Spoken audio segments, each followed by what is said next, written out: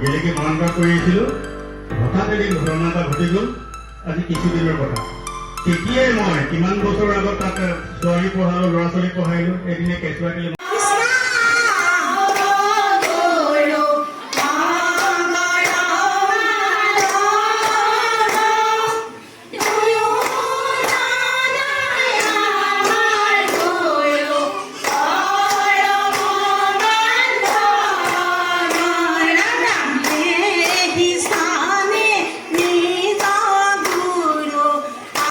সন্মান আছে কিন্তু সেই সন্মানটো আমি সকলোকে দিব পাৰিব লাগিব মই বেছি সময় নলওঁ শেষত এটাই কথা কম যে আমি যেহেতু জীৱনত আগবাঢ়িব লাগিব কৃতি শিক্ষাৰ্থীসকলে সুন্দৰভাৱে এটা পলাশ থাকিব লাগিব যে মই কি মই কোন মোৰ শক্তি কি আছে মই কেনেকৈ আগবাঢ়িম কি কৰিম এই কথাখিনি জানিব লাগিব যদি মোৰ সেলফ এৱাৰনেছ নাথাকে তেতিয়াহ'লে মই কোনো এটা সমস্যা সমাধান কৰিব নোৱাৰিম আৰু মই নিজকে প্ৰতিষ্ঠা কৰিব নোৱাৰিম মই আশা ৰাখিছো আমি সকলোৱে কথা চিন্তা কৰিব লাগিব যে মই কোন যদি আমি হোৱাইট কালাৰ ভিতৰতে থাকো তেতিয়াহ'লে বগা হৈ থাকিম কোনো আমাক কিন্তু নেদেখিব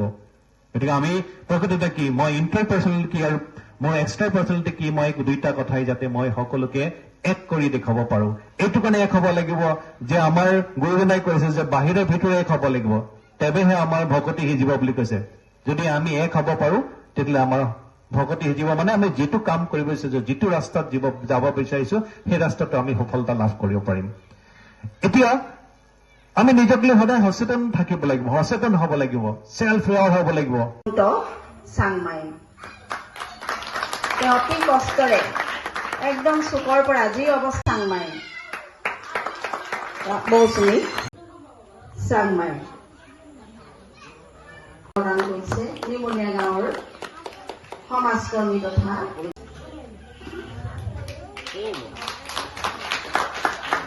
অম্লানজ্যোতি চেতিয়া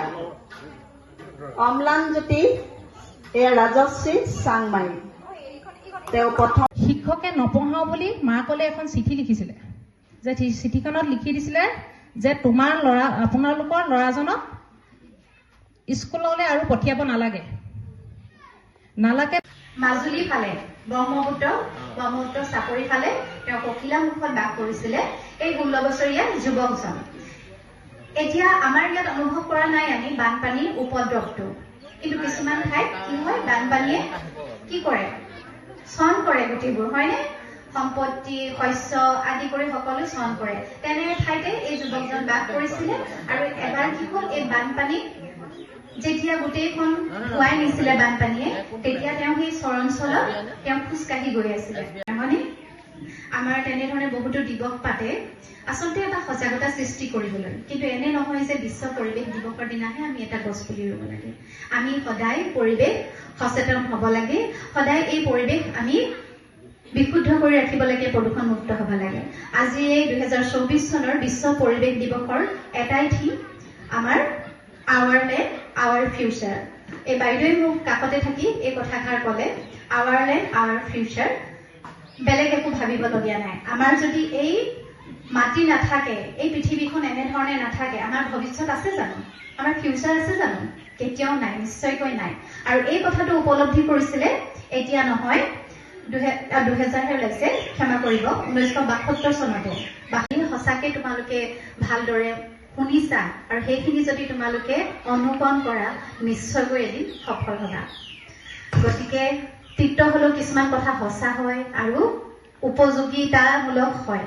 হয়নে এইটো স্বীকাৰ কৰিবা অকণমান এই শিক্ষাৰ কথাটোৰ পৰা অকণমান অগতানুগতিক কথা অকণমান কম মানে পাতো আজি এই অভিনন্দন অনুষ্ঠান অনুষ্ঠিত কৰিছে 5 জুন তাৰিখে আজি কি হয় আৰু বিশ্ব পৰিৱেশ দিৱস নহয়নে তোমালোকে ইতিমধ্যে বিদ্যালয়সমূহত আমাৰ কণমানিহঁতে ৰাতিপুৱাই গৈ এই দিৱসটি উদযাপন কৰি আহিছা গছপুলি ৰুইছা এই বিশ্ব পৰিৱেশ দিৱসৰ আমি এটাই কামনা কৰিছো সকলোকে শুভকামনা জনাইছো আই ধৰিত্ৰী মাতৃক আমি সদায় সেউজীয়া যেনেধৰণে আগতে আমাক এই আই মাতৃয়ে দি আছিলে আমাক যেনেধৰণে উৰ্বৰা শক্তি আমাৰ সেউজীয়া শক্তি এই প্ৰকৃতি সদায় যাতে এনেধৰণে থাকে এইটোৱে কামনা কৰিছো সদায় পজিটিভটো ক'ব যেটো মাতৃ সমাজে বহি আছে মাতৃ সমাজে কৰিব নোৱাৰা কাম একো নাই মাতৃ সমাজে এই কথাটো তই পাৰিবি কৰ পাৰিবি যাব পাৰিবি কৰ পঢ় কিন্তু তাৰ অৰ্থ এইটো নহয়, তাৰ অৰ্থ এইটো নহয়, উল্টা বুজিলে ৰাম হলে বেয়া হ'ব কিন্তু যে মোৰ ল'ৰা মোৰ ছোৱালী এবাৰ মেট্ৰিক পাছ কৰিছে, তই চায়েন্স পঢ়িবই লাগিব, তাই চায়েন্স পঢ়িবলৈ ইচ্ছা কৰা নাই, তই চায়েন্স পঢ়িবই, সেইটো নহয় কিন্তু মই সেইটো ক'বলৈ যোৱা নাই। নিজৰ ইচ্ছামতে এৰি দিয়ক,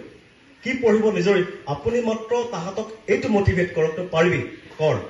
সেইটো চেষ্টা কৰ, কি লাগে মোক কওক, মই এইখিনি ফেচিলিটি দিম। বুজি পালে কথাটো? সেইখিনি মাতৃ সমাজ বা পিতৃ সমাজৰ কাৰণে কোৱা কথা হয়। ফ্ৰম আউটছাইড, কোনো ব্যক্তি বিশেষৰ পৰা হ'ব পাৰে, কোনো অনুষ্ঠানৰ পৰা হ'ব পাৰে, কিবা পৰিৱেশৰ ওপৰত ভিত্তি কৰি হ'ব পাৰে। বুজি পাইছা? মানে পৰিৱেশ অনুযায়ী মানুহে নিজকে চেঞ্জ কৰে, হয় নে নহয়? আজি এইটো আমি বিশেষ বেলেগ ব্যক্তিৰ পৰা পাইছো প্ৰেৰণাটো, বেলেগ ব্যক্তিৰ পৰা আমি এইটো প্ৰেৰণা পাইছো। প্ৰেৰণাটো আমাক বহুত সাহস দিয়ে নে নিদিয়ে ভাইটি?